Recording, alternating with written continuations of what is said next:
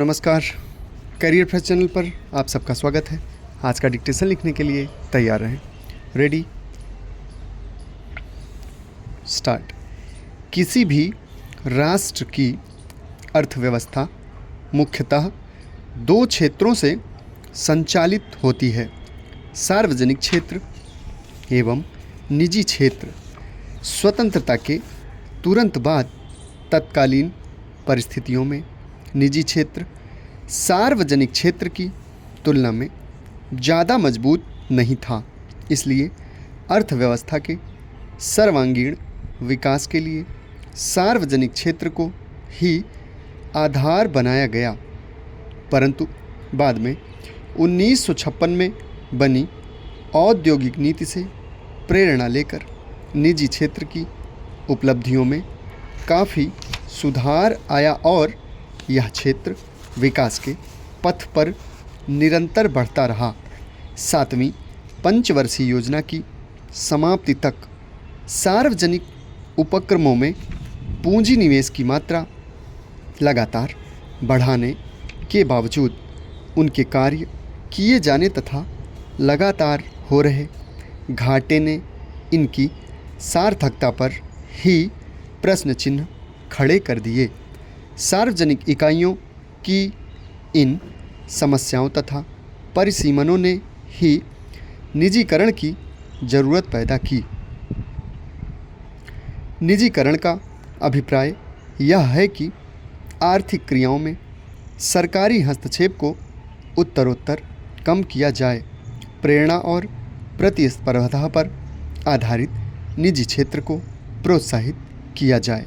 सरकारी खजाने पर बोझ बन चुके अलाभकारी सरकारी प्रतिष्ठानों को विक्रय अथवा विनिवेश के माध्यम से निजी स्वामित्व एवं नियंत्रण को सौंप दिया जाए।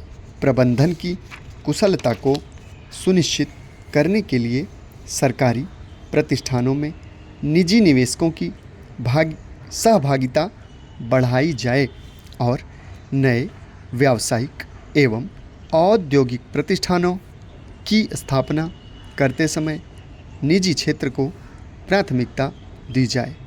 दूसरे शब्दों में निजीकरण राष्ट्रीयकरण का प्रतिलोम भी है। वैश्वीकरण के अंतर्गत अर्थव्यवस्था को सक्रिय रूप से शेष विश्व से जोड़ा जाता है। इसके लिए आयातों पर से मात्रात्मक प्रतिबंध हटाए जाते हैं तथा सीमा शुल्कों की दरों को वैश्विक स्तर पर लाकर घरेलू अर्थव्यवस्था को अधिक प्रतिस्पर्धी बनाने पर बल दिया जाता है।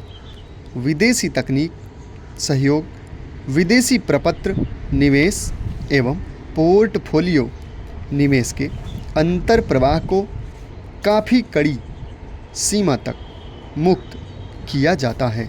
सामान्यतया निजीकरण को ऐसी आर्थिक प्रक्रिया के रूप में देखा जाता है जिसके द्वारा सार्वजनिक क्षेत्र के किसी उपक्रम को पूर्णतया या अंशतया निजी स्वामित्व और नियंत्रण में लाया जाता है।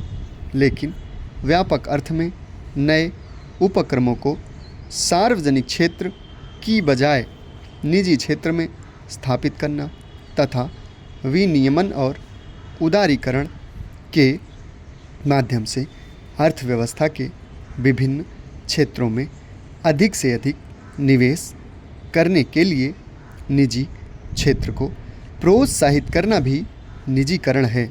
जो क्षेत्र और जिन वस्तुओं के उत्पादन से पहले केवल सार्वजनिक क्षेत्र के लिए आरक्षित थे, उन क्षेत्रों और उन वस्तुओं के उत्पादन से सार्वजनिक क्षेत्र को वंचित कर देना या उन्हें वंचित किए बिना ही उन विधाओं में निजी क्षेत्र को प्रवेश की अनुमति प्रदान कर देना भी निजीकरण है।